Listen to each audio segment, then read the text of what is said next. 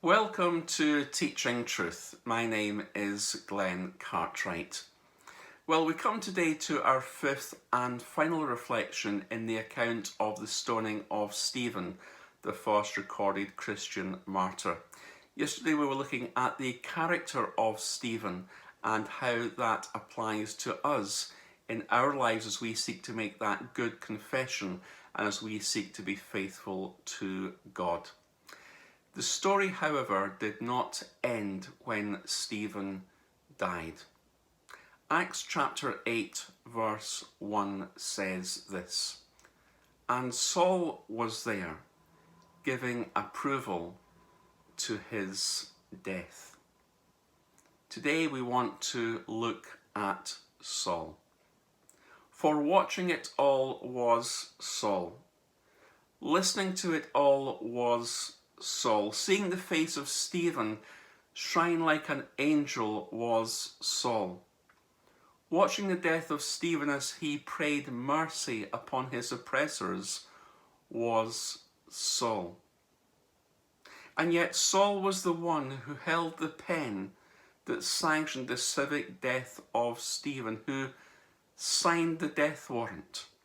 Saul was the very one who gave approval to this good man's death.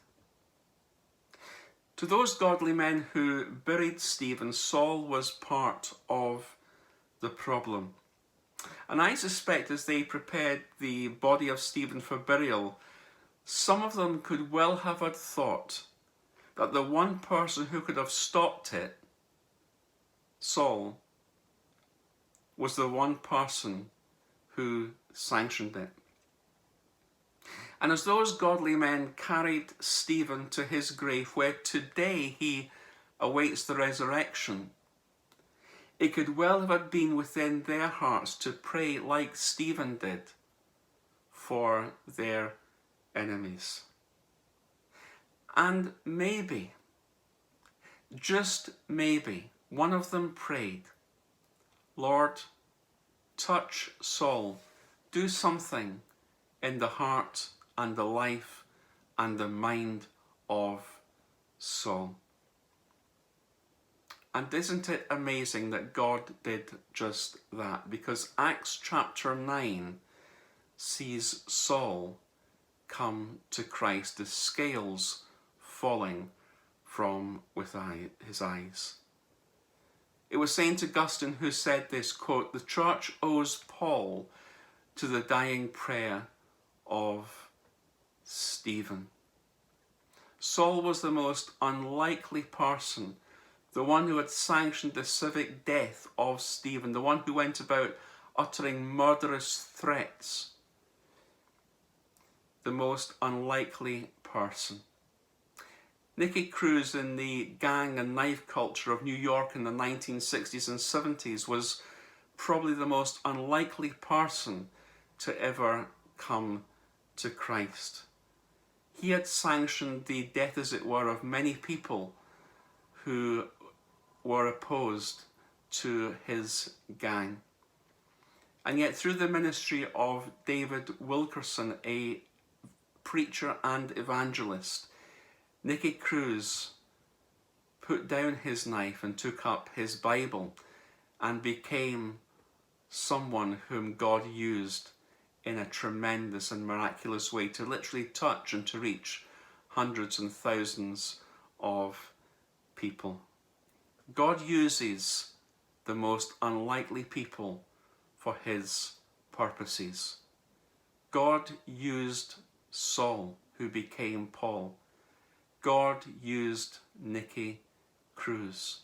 And God can even use those who perhaps are out with our radar of thinking that they might ever come to Christ. Those who might appear so incredibly antagonistic towards the church or Christian things.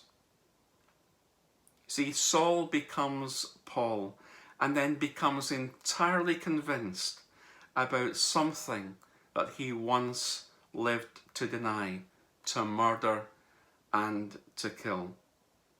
Stephen, a good and godly man, prays goes to be with Christ, and God almost immediately begins to do the unimaginable for those godly men who buried Stephen. Let me end with this. Saul became Paul, and Paul preached Christ and confounded the Jews. He blazed himself a trail of missionary enterprise across what we now know as the Mediterranean. Paul planted churches. Paul wrote letters to churches. Paul mentored Timothy. And Paul became one of the greatest ever evangelists and ambassadors for Jesus Christ in the early church. And all because a good and godly man, Stephen, prayed. That's what happens when a good man dies. We have a God who can do immeasurably more than we can ask or even imagine. And that's what happened when Stephen, the first Christian martyr, died. He did immeasurably more than Stephen could ever have asked or even imagined, because Paul became a Christian. He became a follower of Jesus. He became a great missionary statesman, and he touched and reached thousands, and no doubt millions, for Jesus Christ. What happens when a good man dies? Well, God can do more than we can ask or even imagine, for he is the God of the immeasurably more.